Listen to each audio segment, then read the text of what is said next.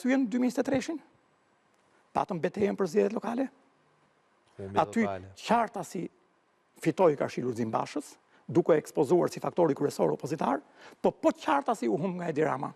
Dhe atëherë unë dola me tezën që pa Berishën nuk bëhet, por dhe me Berishën nuk bëhet.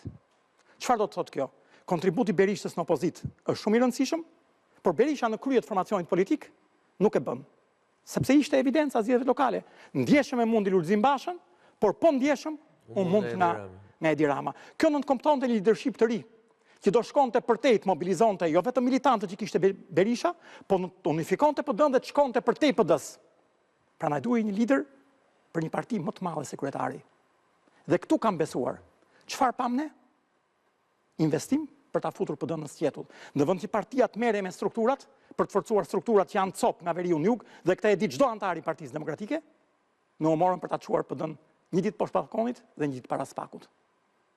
Dhe pastaj në vend që të bënin primare, sepse dhe breja primareve ka vetëm një arsye. Tregon pa fuqinë e leadershipit për të marrë vendime. Dhe u fshem pas primareve. Ato të primare me thënë drejt nuk e kuptuar se primaret janë provuar 2 herë në Partinë Demokratike.